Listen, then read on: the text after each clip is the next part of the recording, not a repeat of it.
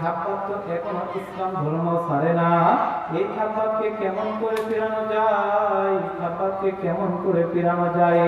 সবাই চিন্তায় পড়ে গেল খাব্বাবকে কেমন ভাবে ফেরানো যায়। আবার কাফেররা বুদ্ধি করলো, একটা জ্বলন্ত আগুনের মধ্যে খাব্বাবকে ফেলে দাও।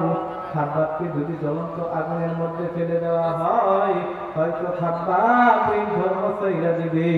যেই সময় খাব্বাব রাদিয়াল্লাহু তাআলা আনহুকে ওই গরম আগুনের মধ্যে ফেলায় দিল, খাব্বাব রাদিয়াল্লাহু তাআলা আনহু সহ্য করতে পারে না। এ মুসলমান বন্ধু,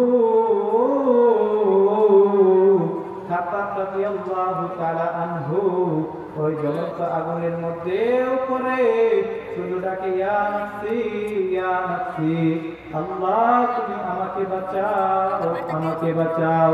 প্রিয় মুসলমান, দেখেন খাব্বাব রাদিয়াল্লাহু তাআলা আনহু, খাব্বাব রাদিয়াল্লাহু তাআলা আনহু এভাবে ইসলাম ধর্ম গ্রহণ করেছেন। অনেক ত্যাগ স্বীকার করার পরেও খাব্বাব রাদিয়াল্লাহু তাআলা আনহু কখনো ইসলাম ধর্ম ছাড়ে নাই।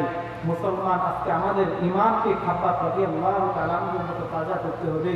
মুসলমান, সময় অনেক কম, যার কারণে আমি সংক্ষিপ্ত আলোচনা এইখানে শেষ করতেছি। আসসালামু আলাইকুম ওয়া রাহমাতুল্লাহি ওয়া বারাকাতুহু।